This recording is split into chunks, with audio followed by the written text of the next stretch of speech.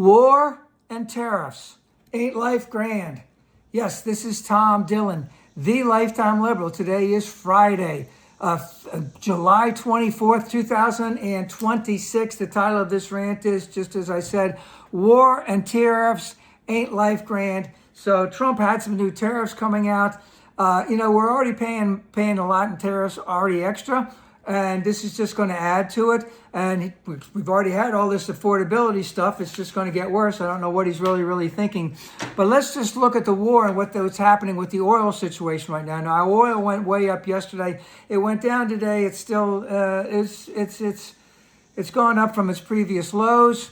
But there's so many things that are going on that are to the detriment of the world supply of oil that we are in a terrible situation if this is not fixed in a realistic, attainable way in the very near future. So the Strait of Hormuz has been closed for 5 full months. And they were doing what? I don't know, 100 ships were passing through a month. I don't know how many, 100 million barrels that were going through every single month. That, how are we going to replace that even if the strait is open back up? But right now, maybe Trump is going to bomb even more of Iran, because that's what they've been saying for the last 2 days or so. But at the same time, the Strait of Hormuz is closed. It's not going to be open. All Iran has to do is bomb one tanker ship, and then the Lloyd's of London is saying, hey, ain't no one going through there till we figure this whole stupid thing out.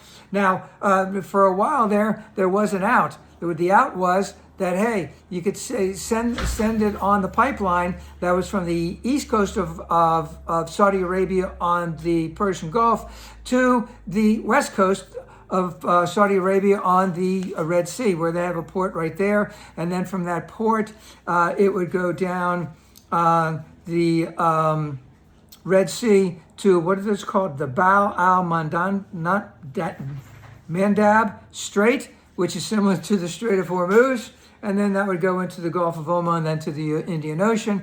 And of course, again, 1 or 2 bombings of a ship right there, things are going to stop for a long time.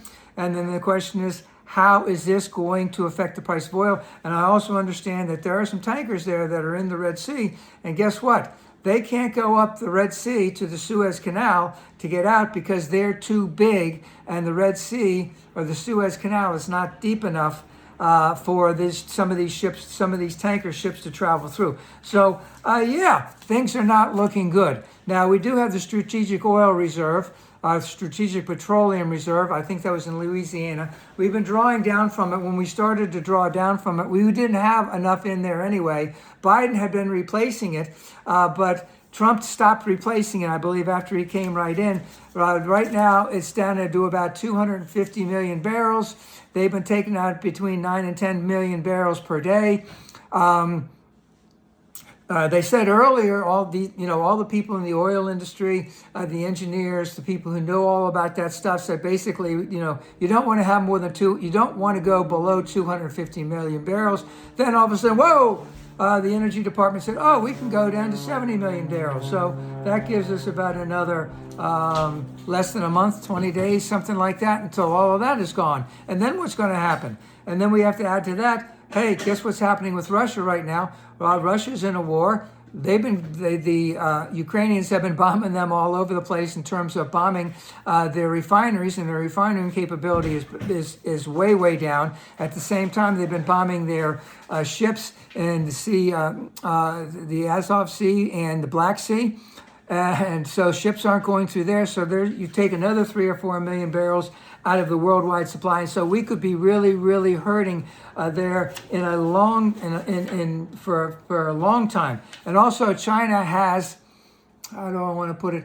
They've been kind of supporting because they had some excess capacity. They had been storing oil for a long time. They had a lot of excess in there. They were willing to let some of that go. Understand? No more. So we're in there. We have 2 unending wars. All right. How far up is gas prices going to go? How long will this go on? Will it go past the election? Will it go past how far into 2027? How high will the prices of gas be? The price of gas into 2027? I want you to tell me because I can't quite figure it out. There's a lot of bad things going on. How can we what is a realistic way that this can be solved? Because remember, both sides are pretty intractable in terms of what they really, really want. Is there a realistic, attainable way that we can solve this problem in the near future as opposed to the far future, so to speak? And I want every one of you there to let me know what you think. How high will gas prices go? How long will this go on? And how can this be solved? And that's the big thing. How can it be solved? Now, I want to bring up one thing at the end. And hey, let's just remember, Trump talked about, this was going on for 47 years. They never did this. They should have done this back then. No. Everyone was smart enough to know that, hey, this is exactly what would have happened. And guess what? If Kamala Harris was president right now, this wouldn't be happening at all. So all I can say is vote unendingly blue.